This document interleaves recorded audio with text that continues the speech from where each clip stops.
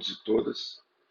É um prazer aqui discutir essa disciplina com vocês, que é uma disciplina que a gente tem muito carinho por ela, que já está aí há alguns anos, desde a minha chegada na UFMG em 2011, quando eu comecei a oferecer essa disciplina na UFMG, e o reforço é muito grande do professor Ricardo, que quando ele já colaborava ao longo como convidado das minhas disciplinas e quando ele tomou posse, nós estamos juntos aí nesse mutualismo. Na verdade, a experiência do Ricardo é muito maior que a minha em várias coisas, mas o básico a gente consegue discutir aqui, tá certo?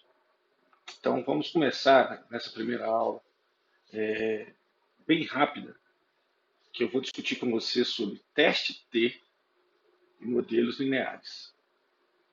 É o clássico aí, são análises clássicas que vou mostrar rapidamente na aula de hoje, alguns pressupostos e como fazer, e vocês depois vão ter condição de fazer essas análises de uma forma muito tranquila, para que nas próximas aulas a gente já passe dos modelos lineares generalizados, aí vai ter uma aula teórica do professor Ricardo, e a gente continua nas práticas a partir daí, ok?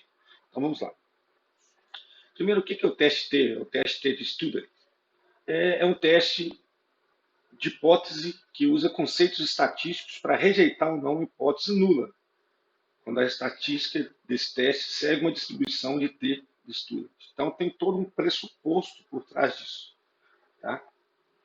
E está na base do teste T, como vocês viram na aula anterior aí, do professor Ricardo, sempre o teste de hipótese. Mas ele é um teste mais simples, menos robusto, apesar de ser muito eficiente para vários casos que a gente vai discutir. E a origem do teste T foi com um químico, né, o CEP, que desenvolveu, e ele queria monitorar a qualidade da cerveja do tipo Stout. Então, olha a importância da cerveja, né? O avanço do conhecimento, né? Da Guinness, particularmente, onde foi feito o desenvolvimento desse teste para testar a qualidade da cerveja Guinness. E assim ele fazia sempre um grupo controle com outro grupo, e isso vale para vários casos onde você tem o teste e o controle somente, que a gente vai discutir. Então, a ideia do teste T é comparar uma amostra com uma população. Então, você tem uma amostra, você tem toda a população. Você compara isso, né, para ver se está tendo diferença ou não. Pode ser comparar duas amostras independentes ou pareadas, é o teste T pareado. E no caso, a gente usa sempre uma variável explicativa e ela tem que ser categórica, né, como controle versus tratamento, ou vacinado, placebo, por exemplo, né? Ou qualquer configuração nesse sentido, onde você tem duas opções somente, tá bom? Alguns pressupostos aí do teste T que vão valer, vocês vão ver também, os modelos lineares, que é o pressuposto da aleatoriedade e repetição. Então você tem que ter isso distribuído na sua população de forma aleatória e com réplicas, né? Tem que ter homogeneidade da variância, ou seja, à medida que você aumenta o número de réplicas, a variância não pode aumentar ou diminuir, não pode ter uma tendência na variância, tá? Ela fica mais ou menos homogênea. Tem que existir independência amostral. Isso significa que se você amostrou um ponto, ele não pode interferir no próximo, não pode ter ligação entre esses pontos, né, de alguma forma. E tem que apresentar erros com distribuição normal. Isso aqui é muito famoso, né? Os tais erros de distribuição, a gente vai discutir um pouco na disciplina sobre essas configurações de erro de distribuição. E no caso do teste T, ele tem que ter distribuição normal. O que significa isso? Você tem aqui a sua distribuição da sua frequência das suas amostras, né? Elas variam e elas têm esse formato de símbolo, onde você tem alguns extremos, mas a maioria dos dados se concentram na região central.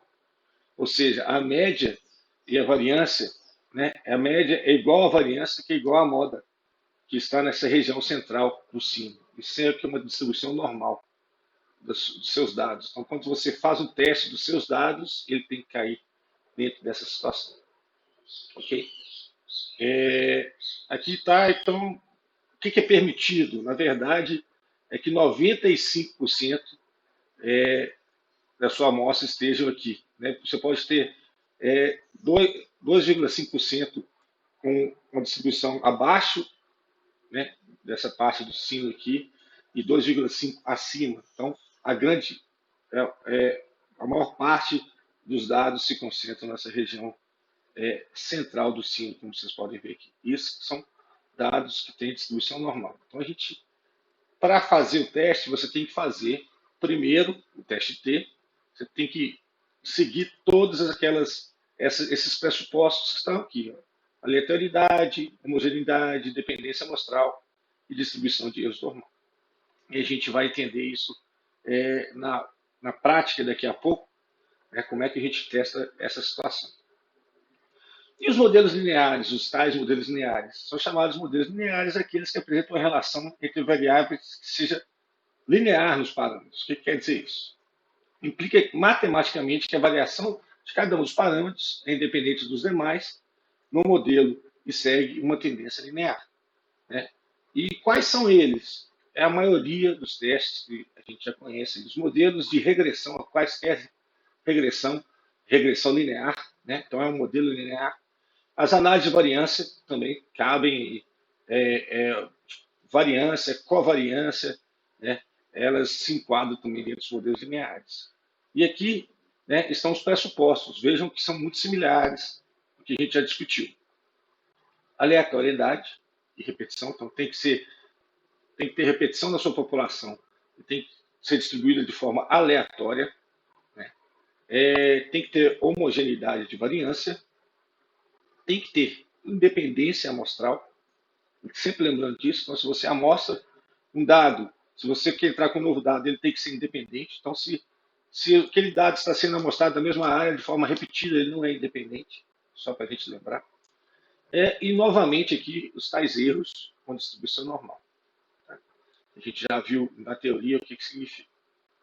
Então, aqui está a curva de Gauss, ou curva de distribuição normal, como a gente já discutiu. Então, você tem quaisquer variáveis resposta que você está medindo, seja ela, por exemplo, tamanho, peso, né, altura, ela tem que se enquadrar aí, nesse sentido, onde a maioria da população se concentra nessa região central, né, por exemplo, de peso, e uma pequena parte que vai para os extremos, a pessoas muito leves ou muito pesadas, dentro daquela distribuição que você está tendo da sua população.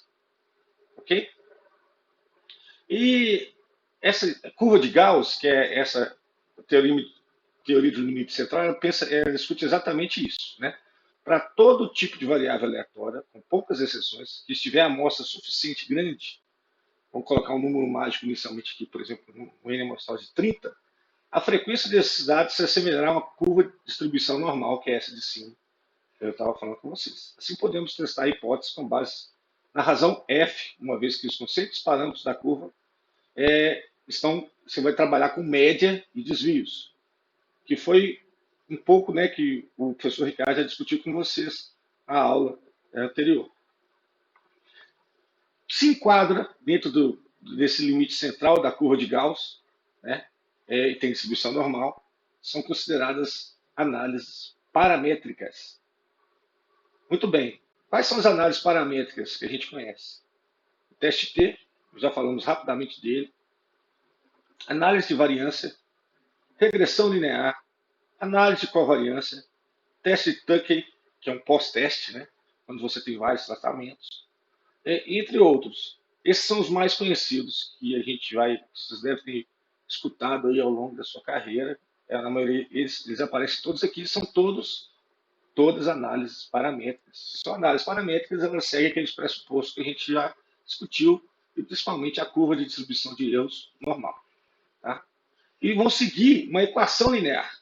Então vamos lá, né, matemática do ensino médio aí, vai seguir a curva, né, que é o y, que é nada mais que a variável resposta, e aqui o x, que é a nossa variável explicativa, o tratamento, e onde a gente vai ter aqui a inclinação da curva, né, e aonde insere na curva. Tá? Que segue essa curva, essa é a equação linear, desculpa. Tá? Assim que é discutido os principais modelos lineares. E aí você pode inserir uma série de outras variáveis. Né? Você tem mais de uma variável, você tem o x1, o x2, o xn.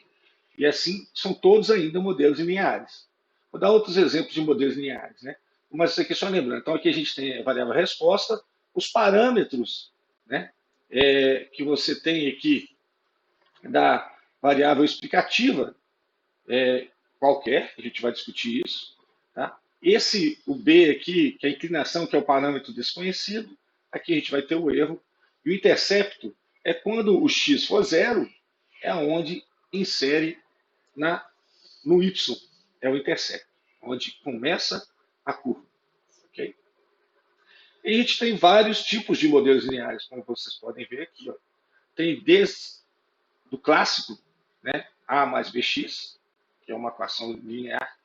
Então, você tem os quadráticos aqui, né, seja ele positivo, tá vendo? Tem um efeito positivo quadrático aqui para cima, negativo, entre outros. Todos eles, como vocês podem ver, inclusive o logaritmo, a gente viu muito ele, né, ao longo do processo da pandemia, aí, do crescimento exponencial, como a gente pode ver, né, e a gente espera que ele chegue nessa situação e comece a cair, mas todos eles são modelos lineares. Tem gente que acha que esses modelos aqui, eles não são lineares, mas são também.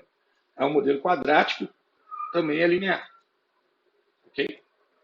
Então, é isso que eu tive para mostrar de forma geral aqui. E a gente, quando falar de modelos lineares, a gente vai falar de todos esses.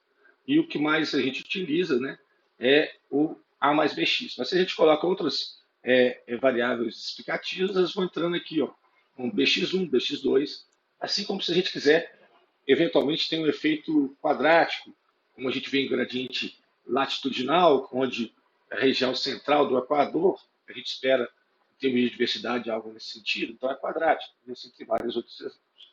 Tá bom? E quando os dados não têm distribuição normal? Essa é a questão, né? Quando não tem distribuição normal, ou que a gente brinca aqui, paranormal distribuição. Análises não paramétricas é o mais comum. Eu aposto que muita gente pensou nesse sentido. E a ideia do nosso curso aqui vai ser exatamente quebrar esse paradigma de vocês. Já se usou isso, teve uma grande evolução do conhecimento a partir de análises não paramétricas, mas desde do avanço aí da computação, com o poder dos computadores realmente, a gente já tem vários modelos, né, que, quando não são lineares, são que a gente vai ver nos GLMs. Tá? Mas vamos discutir isso aqui. Então, tipos de análise não paramétricas. Teste de Wilson, teste de Mann-Whitney, teste de Coscoales, são os clássicos. O que eu vou falar com vocês é isso aqui. Ó. Não utilize. Não utilize. Se você escutou que tem o teste T e ele, eventualmente, né, não tem distribuição normal, você vai para um desses testes aqui, né, de Mann-Whitney ou de Wilson. Não utilize. Se não tem distribuição normal, vocês vão utilizar outra propriedade que a gente vai aprender no curso, que são os GLMs, modelos lineares generalizados. Okay? Então, não utilize os modelos não paramétricos. Esquece, você deve esquecer, né? Porque eles já foram importantes, mas atualmente a gente tem ferramentas muito melhores para trabalhar. Então, já se eles não têm distribuição normal, a gente pode transformar os dados? Isso é uma grande discussão. E tem artigos que a gente, no caso eu e o Ricardo, a gente aceita de uma forma melhor. Isso, desde o início, quando eu comecei a trabalhar com R, para se discutir isso, a gente não transforma os dados. Tá? A gente não lineariza os dados. A gente não transforma, não faz o log, né? Porque isso pode mudar a natureza dos dados e mudar a significância. Tá? Então, isso que a gente recomenda. Então, aqui, ó, nesse último artigo de 2016 que eu mostro aqui, por exemplo, 3 pontos para considerar quando escolher modelo linear ou modelo linear generalizado, né? Para testes de dados de contagem, que são os mais comuns aí na ecologia. Mas o que a gente discute é a recomendação que eu dou é não transformar os dados, fazer um log ou qualquer outro tipo de transformação que vocês conhecem, ok? Isso tudo a gente pode discutir melhor no nosso encontro presencial, na verdade, virtual, né, gente? Então, para início de conversa era isso, é só uma recapitulação para quem já viu, para quem não viu, para entender. E na prática, eu vou voltar a seguir já no R, né, para a gente começar essa atividade de forma prática, tá ok? Então é isso, até daqui a pouco.